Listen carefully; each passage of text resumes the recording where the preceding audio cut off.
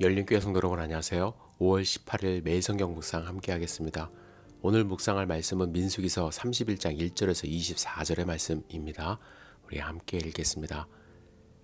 여호와께서 모세에게 말씀하여 이르시되 이스라엘 자손의 원수를 미디안에게 갚으라. 그 후에 내가 내 조상에게로 돌아가리라. 모세가 백성에게 말하여 이르되 너와 함께 있는 사람들 가운데서 전쟁에 나갈 사람들을 무장시키고 미디안을 치러 보내어 여호와의 원수를 갚되 이스라엘 모든 지파에게 각 지파에서 1000명씩 전쟁에 보낼지니라 하며 각 지파에서 1000명씩 이스라엘 100만 명 중에서 12,000명을 택하여 무장을 시킨지라. 모세가 각 지파에 1000명씩 싸움에 보내되 제사장 엘르아살의 아들 비느하스에게 성소의 기구와 신호나팔을 들려서 그들과 함께 전쟁에 보내매 그들이 여호와께서 모세에게 명령하신 대로 미디안을 쳐서 남자를 다 죽였고 그 죽인 자 외에 미디안의 5 왕을 죽였으니 미디안의 왕들은 에위야, 레겜과 스루와 후루와 레바이며 또 부월의 아들 발람을 칼로 죽였더라.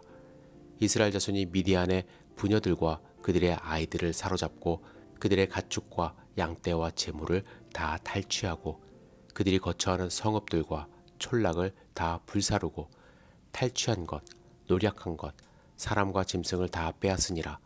그들이 사로잡은 자와 노략한 것과 탈취한 것을 가지고 여리고 맞은편 요단강가 모압 평지의 진영에 이르러 모세와 제사장 엘르아살과 이스라엘 자손의 회중에게로 나아오니라.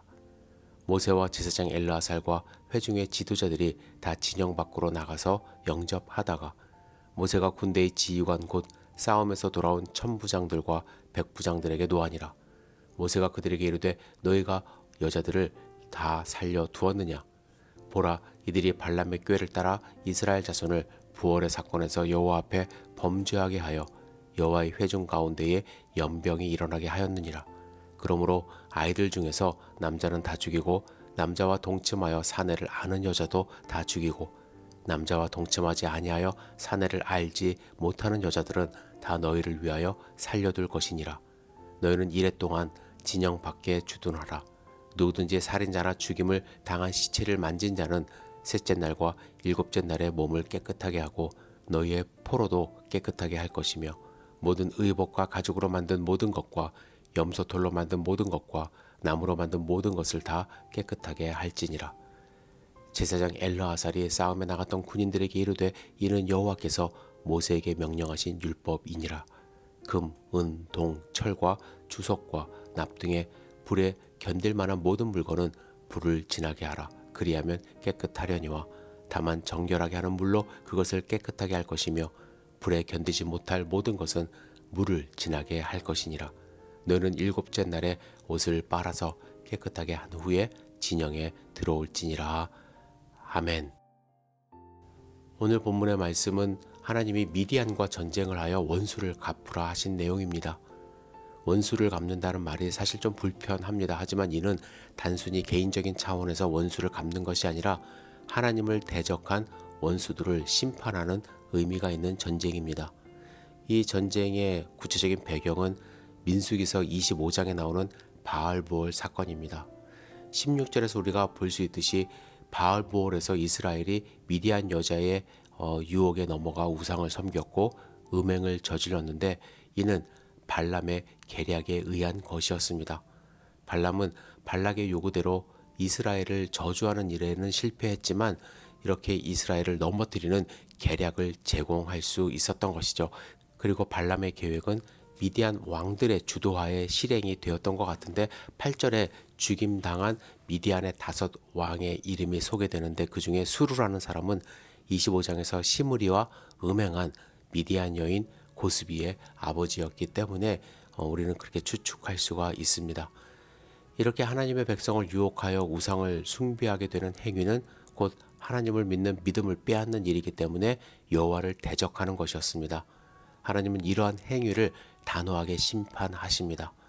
앞으로 그들이 치러야 할 가나안 정복 전쟁이 기본적으로 이러한 전쟁의 성격이 있습니다. 이걸 성전이라고 합니다. 하나님이 하라고 하신 거룩한 전쟁인데요. 이에 대한 규례가 신명기 20장에 설명이 됩니다.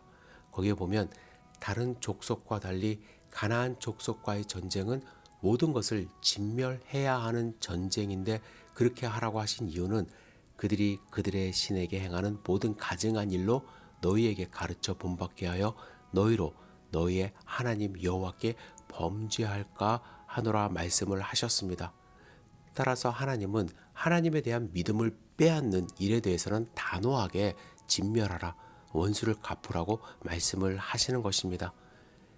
미디안과의 전쟁은 모세가 치러야 할 마지막 전쟁으로 모세의 임무는 하나님의 백성들이 약속의 땅에 들어가기 전에 우상 숭배와 음행의 유혹이 얼마나 위험하고 또 거기에 대해서 어떻게 단호하게 대처해야 하는지를 가르쳐 주는 것이었습니다. 한편 지금 전쟁을 치르는 세대는 이제 광야 세대입니다. 어떻게 보면 2세대라고 할 수 있는데요. 이 전쟁은 그들에 대한 시험이기도 했습니다.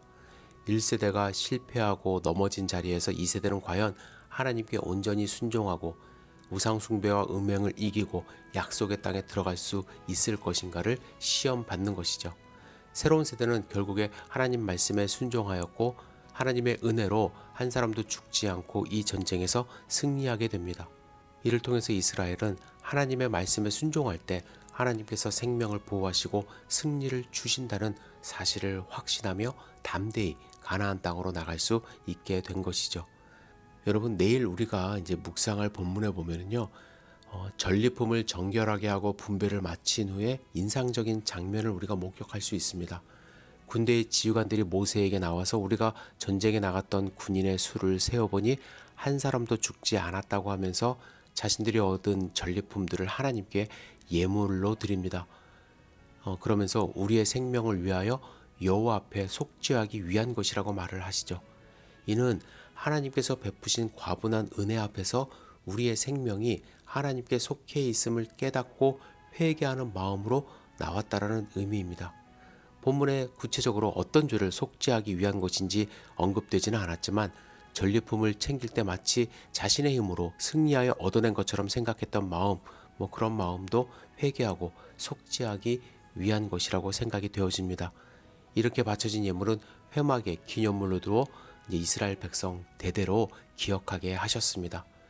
미디안 족속의 진멸이 하나님의 종말론적인 심판을 예표한다면 이스라엘 백성들은 단 한 명도 잃지 않고 이제 완전하게 승리하게 하셨는데 이는 가나안의 승리를 예견하는 동시에 종말론적인 승리도 예표하는 것입니다. 이 승리는 전적인 하나님의 은혜의 결과이고 그에 합당한 우리의 반응은 감사와 회개라는 것을 보여주는 것이죠.